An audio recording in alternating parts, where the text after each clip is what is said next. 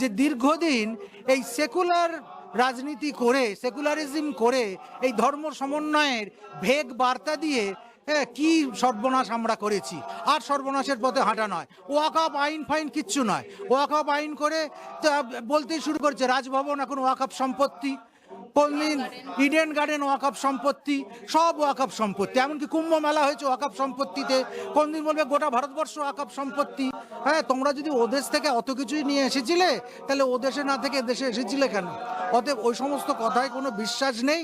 এখন যে এগিয়ে আসবে তাকে প্যাদানি খেতে হবে। কিন্তু তারা যেটা বলছেন যে বাড়ি তারা প্রাণ ভয়ে বেরিয়ে আসছেন, তারা প্রশাসনের উপর ভরসা রাখতে পারছেন না এই মুহূর্তে। প্রশাসনের উপর ভরসা রাখার তো কথাও নয়, কারণ প্রশাসন তো দলদাস প্রশাসন, প্রশাসন চটিচাটা প্রশাসন, প্রশাসন হচ্ছে মিনি পাকিস্তান করবার প্রশাসন। আজকে আপনাদের সামনে আলোচনা করতে এসেছি, সেটি হলো সাধু সন্ন্যাসীরা যারা গেরুয়া পোশাক পরে সন্ন্যাসী হয়েছেন তাদের মধ্যে বেশ কিছু আচরণ খুব পক্ষপাতমূলক এবং রাজনৈতিক বলে মনে হচ্ছে।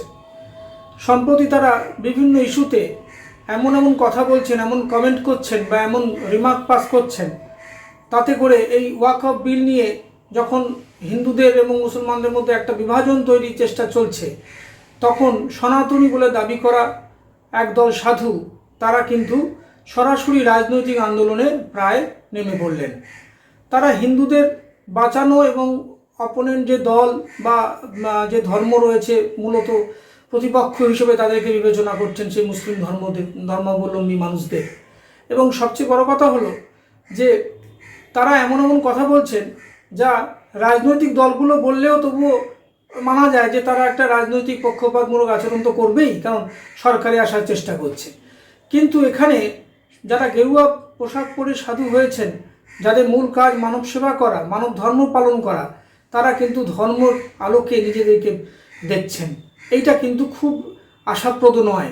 একটা সভ্যতায় সাধু সন্ন্যাসী থাকবেন, তারা মানব সেবা করবেন, কোনো খারাপ কিছু ঘটলে নিন্দা করবেন, কিন্তু সেটা মানুষের আলোকে দেখবেন, কোনো ধর্ম, কোনো নির্দিষ্ট একটা গণ্ডি, একটা তকমার আলোকে দেখবেন না। কিন্তু দেখা যাচ্ছে এখানে বেশ কিছু সাধু এবং অনেক ব্যক্তিরা তো অনেকে তো পদ্মশ্রী পর্যন্ত পেয়ে গেলেন সাধুদের মধ্যে, যা কখনোই দেখা যায়নি আগে। কিন্তু এর ফলে কি হচ্ছে? সাধু সন্ন্যাসীরা যে একটা মানব সেবা করবেন, বিভিন্ন সংগঠন রয়েছে তাদের, একটা আর্ত মানুষের সেবা করবেন, কোনো সমস্যায় পড়লে মানুষের পাশে দাঁড়াবেন এবং যে কোনো ধর্মাবলম্বীদের সেবা করবেন, এটাই তো তাদের ব্রত। সেই জন্যই তো তারা সন্ন্যাসী হয়েছেন, এই সংসারের আবর্তে তারা থাকবেন না বলেই। কিন্তু তারা যে সমস্ত আচরণ করছেন বা যে সমস্ত কমেন্ট পাস করছেন, তাতে করে কিন্তু এই কথা মনে হচ্ছে না, যেটা তাদের মানাচ্ছেও না। কারণ পরিষ্কার বলছে কোনো সাধু যে লুঙ্গি পরা ব্যক্তি বা মুসলিম ধর্মাবলম্বীদের মারা হবে, তাদেরকে পিটানো হবে, এরকম ধরনের একদম সরাসরি প্রত্যক্ষ রাজনৈতিক মদতের মতো তারা কিন্তু এসব বক্তব্য পেশ করছেন। তারা কি এটা বলতে পারেন? ভারতবর্ষের সংবিধান কি সেটা স্বীকার করে?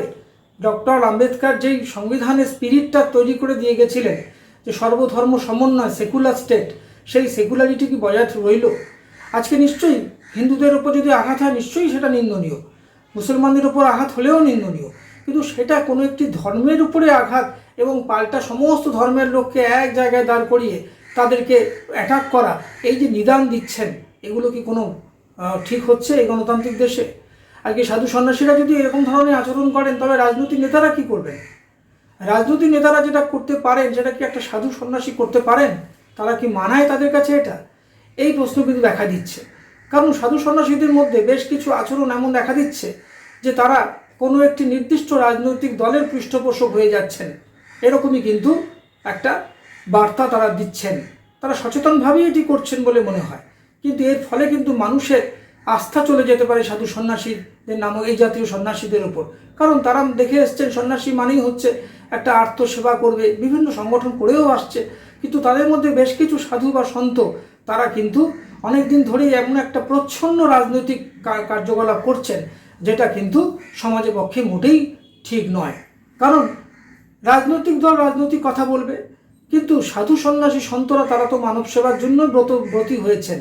তবে আজকে কেন তারা একটি নির্দিষ্ট দল বা নির্দিষ্ট একটি সম্প্রদায়কে একটা কোথাও গিয়ে একটা আড়াল করার চেষ্টা, এটা কি বেমানান হচ্ছে না? একটু ভেবে দেখার সময় কি আসেনি? আপনারা সাধু সন্ন্যাসী হয়ে এরকম আচরণ যদি করে থাকেন, তবে তবে সাধারণ মানুষ কোথায় যাবে? প্রত্যেকটা জায়গায় যদি রাজনৈতিক গন্ধ চলে আসে, কোনো জায়গায় রাজনীতি মুক্ত যদি না হয়, কোনো নিরপেক্ষতা না থাকে, তবে কিন্তু সাধারণ মানুষের পক্ষে এটা খুবই অসুবিধার জায়গা।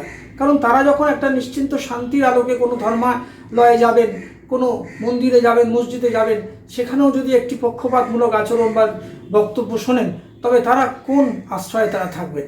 এটি কিন্তু আজকে দেখা দিচ্ছে।